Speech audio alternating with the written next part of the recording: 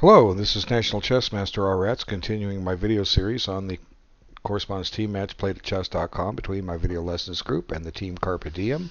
This was played on board 39. Our man is Be-Hag. We have like high 1900 versus mid 1800 rating advantage. This is one of those games where you could say that the loser ended up kind of beating himself. We'll see what I mean by that as the game progresses. Okay, now we have a Dutch defense, and not sure where theory departs. F3 is an interesting move. Now it's kind of almost like a Nimza-Windian in a way, too. And white accepts the double pawns. And one moment we're going to get to the point where the strategy starts to be dictated. Okay, E5. Now, what do you do if you have white here? Let's just flip the board for a second. What do you do if you have white here? Well, ideally you want to use your two bishops, but right now this bishop isn't doing much good. The only way you can utilize these bishops is if the board opens up. And right now it's not very open at all. Therefore, the only chance to open the boards up is to either keep the tension or exchange a pawn. That's the way to start. Now the rest of it's not easy. How does this bishop get activated? Well, you know, if it ever goes to A3, black will be playing B6 and anchoring that pawn in. If the pawn ever advances to E4, you're shutting this bishop in. So it's always been known that black gets counterplay or a decent position in the Nimza-Windian by giving up the bishop pair. And it's one of those cases where the advantage of the two bishops isn't really one. But at this point, that's what white needs to do, is either keep the tension or open up some lines. Because what he elects to do is close the lines, and this actually helps the player with the two knights. And now white chooses to totally lock the center, and after F4, we have a very interesting position. Okay, half the board is locked up. Okay, the center is locked right here. That means there's two ways to break this position open. Black has breaks on G4 and on B5, and white doesn't really have a break. He has G3, but he doesn't have a counterpart on the queen side because he has double pawns. And white's not even ready for a G3 break yet because, why? His development isn't complete. The thing to do if you're going to break with G3 is to prepare it. In other words, get this bishop, find out where you want this bishop to go, get the queen off the back rank, maybe redeploy the king to the corner and try to put get your rooks on the G file. But instead, white breaks immediately with G3 and black responds with G5. And now the white bishops are really quite useless in this position. There's basically no place for them to go, no squares for them to control. They're just in the way, in white's way. Okay, so pretty much black has a clear advantage after only 13 moves. And with the center lock like this, at least white's getting his development completed, but black's going to build up a decent position here in a moment. And sensing potential trouble on the king side, white tries to get his king up so he can use his rook maybe as a defender laterally on the first rank. And it's here that white commits a serious error. Probably what he needs to play is knight G1 and keep white out of H3. But instead he plays G4, and now a fifth file is locked up. And, you know, as I was saying earlier, you're forcing your opponent to beat you. Well, here it is. Black's only break is H5. Well, yeah, he could break with B5, but he probably doesn't want to do that since there's a target over here, meaning the enemy king. So, you know, it's an easy move to find H5, and white tries to defend it, but black exchanges, and suddenly black has a very powerful move because even though, for instance, this rook isn't developed, and it looks like this bishop isn't developed, it is, as we will see, because black just has a stock sacrifice here. And white can't really afford to take But at the same time, he can't ignore it because black will have just stolen a pawn. The knight will retreat, and black will prepare a g4 break. Black has a clear advantage. And here comes the attack. It's black has given up a piece for 2 pawns, but white has no recourse, and black can probably find his ways to win. I mean, there's just all kinds of ways. Shove the f pawn, give a queen g3 check, push the g pawn up. I mean, white's in trouble here. Black finds inadequate ways, and he get his rook into play. So white tries his best to defend, and now there's a threat of mate in 1, which white can't ignore. He covers that and goes to the square that the mate threat existed on. But this forces white to retreat the knight. So now the knight's come back to g1 anyway, but the damage is done. The black pieces have infested the white king side, and it's all mop-up time here. Black regains his piece and his 2 pawns to the good. And now, not only did he win a piece, he's winning the exchange. And just liquidates material, and is going to reach a very, very favorable endgame. And now black swings this rook into play, and white decided to resign here. It's truly hopeless. There's a nasty pin on the first rank. The 2 black pawns are getting ready to run. There's a threat to win a bishop with a rook check. White doesn't have any recourse here, so it made sense that he gave up. So how could white lose so quickly? Well, it's because he locked up the center. See, nothing's changed on the queen side other than the fact that black got his rook and bishop and queen into play. Let's just look back at the moment when white played b5. Let's just compare not b5, d5. Compare the position, what's happened on the queen side. And also, if we can, what's happened on the king side. Let me find the spot here in the PGN. Where is it? There it is. Okay, look at the queen side. Nothing really changed. Nothing at all. At least on the pawns. The pawn structure did not change at all between move 10 and the final move 29. Let's look at the king side. What changed there?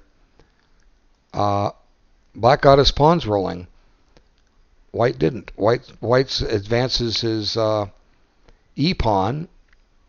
His h pawn disappears. His g pawn disappeared, and his f pawn disappeared. And black only lost 1 pawn. So clearly, pushing d5 led absolutely nowhere for white.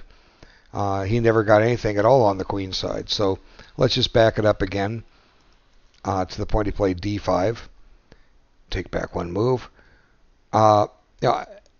Let's just take the c pawn. Okay, rather than take the e pawn and give black choices, let's make him take back with the pawn. Now, even though these pawns are still weak, maybe white has a fighting chance here. We're going to have to accept a bad piece, but maybe there's a way around it. Let's try e4 now. Okay, suppose black plays f4. I mean, we don't know he's going to do that, but let's just suppose he does. Now, we're going to try and find a new home for this bishop. Okay, we're going to try to put it on a4 and maybe trade it off.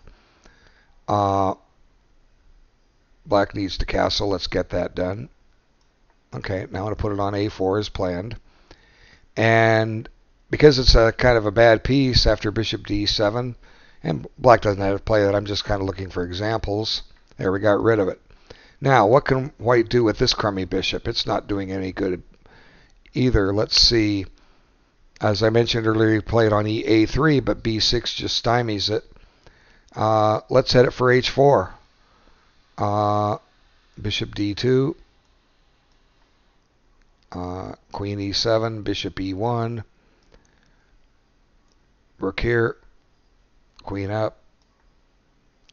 Now maybe knight h4 to prevent bishop h4. Well, it seems that, we could put the bishop on f2 for the fun of it. Now it's keeping an eye on c5. Oops, come on, there we go. It's a game of chess, what can I say? Could white have done anything different earlier? Let's see. Here's where he played d5 and could have taken on c5. What can white do earlier with his pawn structure?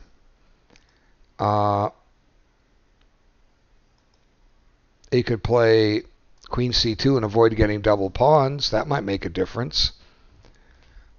I think this helped, since he's played f3 and keeping a knight out of e4, this might be a better move here. Now black won't, or white won't have to get double pawns, and maybe he can get something going on the queen side with his pawns if he goes in for the d5 line.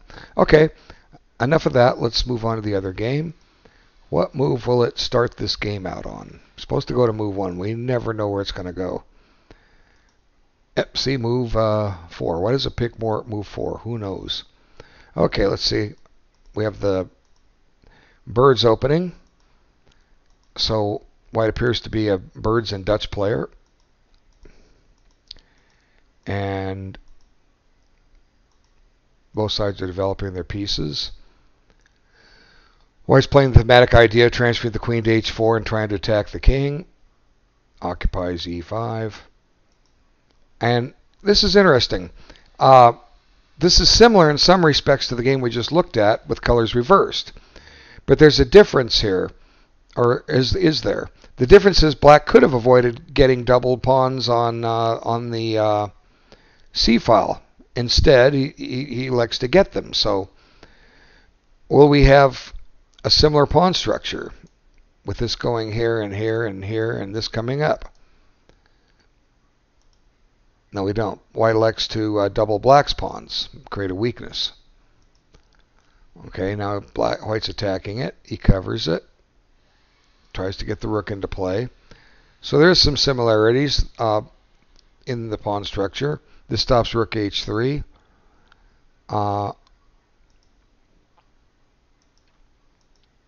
And he couldn't take back with the pawn because he'd lose the pawn on f7.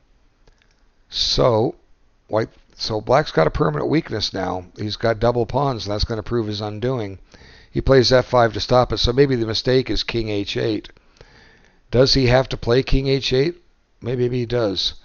This check is a threat. Okay. So now the f5 pawn is going to get tied down and lost. Okay. And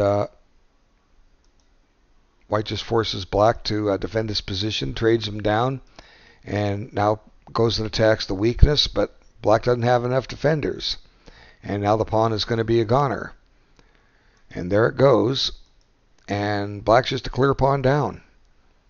And now he puts a pawn on f6, which weakens his bishop. The bishop's shut in behind his own pawn. Maybe he should have taken with the pawn, but then white's getting down to the 7th rank, so hard to say. And now white goes after the weak pawn on a7. There's one drawback with this pawn capturing on c6. If it was still on b7, he could play a6. But now he can't. And black just tries whatever he can. He grabs this knight, but this bishop falls with check. And if you're wondering about king g7, or king g7 to f8, white just plays rook d7, and the black pawn is halted in its tracks. And at this point, black decided to resign. Let's see, white has, 7 pawns, black has 5, and 3 of them are doubled. 2 pawns up and tripled pawns. White's in no hurry. This pawn is weak. He can win it, but it's just going to take some time. I would leave the rook on e4 and plan to play a4, a5, and put my rook behind it. So if black plays to stop that strategy, he should put his rook on d7. And on a4, just play rook here. But after rook c4, rook a5, black is tied up here. There's really nothing he can do. Here's, white can just collect this at his leisure and force a d4 advance in eventually. Yeah, white wins this easily. So maybe queen c7 was the mistake. here. Let's see. Or maybe rook e8. It's true white's planning knight e5. Maybe queen has to go to c7 now.